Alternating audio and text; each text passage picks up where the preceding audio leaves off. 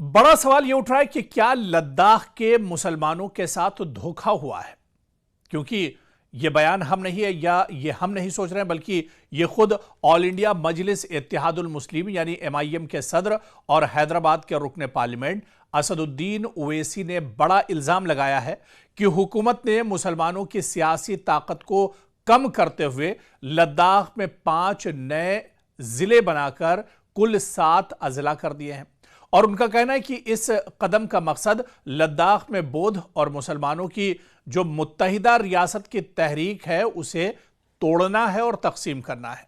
जो साबिका रियासत जम्मू कश्मीर में एक और जेरिमेंडरिंग की मिसाल है। दरअसल जेरिमेंडरिंग यानी इससे मुराद इंतखाबात के लिए इंतखाबी हलकों की हुदूद को इस तरह गैर मुनसिफाना तरीके से तब्दील करना या बनाना है कि किसी खास सियासी जमात या गिरोह को नाजायज फायदा पहुंचे, और इस अमल का मकसद वोटिंग के नतायज को किसी एक पार्टी के हक में करना होता है। दरअसल हालिया दिनों अभी 2-4 दिन पहले ही जिस तरह से लद्दाख के गवर्नर ने एक बड़ा फैसला लिया और उन्होंने लद्दाख में 5 नए जिलों का ऐलान किया, यानी कुल मिलाकर लद्दाख में पहले 2 जिले हुआ करते थे, अब 5 जिले बढ़ने के बाद लद्दाख में जिलों की तादाद, जो डिस्ट्रिक्ट्स हैं उनकी तादाद 7 हो गई है। लेकिन इस पर MIM चीफ असदुद्दीन ओवैसी ने सवाल उठाया है। उन्होंने कहा है कि दरअसल ये मुसलमानों को बांटने या लद्दाख की जो रिवायत रही है, जो आपसी भाईचारा रहा है, जो हमाहंगी रही है, उसे दरअसल तोड़ने की कोशिश है।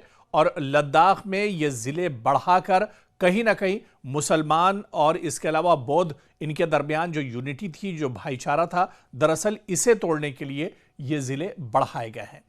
असदुद्दीन ओवैसी के बयान के पीछे की सच्चाई क्या है, दरअसल उसे हमें समझना होगा। क्योंकि साल 2011 की मरदमशुमारी के मुताबिक लद्दाख की आबादी में आप देखिए कि मुसलमानों की जो तादाद थी वो 46.40% और बौद्ध की जो आबादी थी वो 39.65%। मगर अब 7 जिलों में 5 बौद्ध अक्सरियती और सिर्फ 2 मुसलमान अक्सरियती जिले बनाए गए हैं। आप देखिए कि साल 2011 का जो आदादोशुमार है उसके मुताबिक, जो मरदमशुमारी है उसके मुताबिक मुसलमानों की तादाद लद्दाख में बौद्धों के मुकाबले में ज्यादा है। मुसलमान तकरीबन 47% हैं और साल 2011 के मुकाबले में के मुताबिक और बौद्ध जो है वो 40% हैं। यानी 47% मुसलमानों की आबादी में सिर्फ 2 अजला हैं, 2 जिले हैं, और 40% जो बौद्ध हैं उनके लिए 5 जिले बनाए गए हैं। ऐसे में असदुद्दीन ओवैसी ने यह इल्जाम लगाया है कि हुकूमत ने लद्दाख में 5 नए अजला बनाकर कहीं ना कहीं दरअसल बांटने की कोशिश की है। इस कदम से मुसलमानों की सियासी ताकत दरअसल कमजोर हो सकती है। ओवैसी का इल्जाम है कि लद्दाख में पहले बौद्ध और मुसलमान मुश्तरका सियासी आवाज रखते थे। नए अजला की तकसीम से यह इत्तेहाद कमजोर हो सकता है।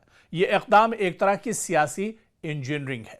साल 2011 की मरदमशुमारी के मुताबिक मुसलमान तकरीबन 47% और बौद्ध 40%, यानी मुसलमान आबादी के लिहाज से बड़ा गिरोह है। लेकिन अब आप देखिए कि नए अजला की तश्कील के बाद 7 जिलों में से 5 बौद्ध अक्सरियती और सिर्फ 2 जिलों में मुसलमान अक्सरियत में हैं। और यही वो पॉइंट है, यही वो नुक्ता है जिस पर तनाज़ा खड़ा हुआ है। क्योंकि आबादी के तनासुब और अजला की तकसीम में यहां पर बिल्कुल वाज़ेह फर्क नजर आ रहा है।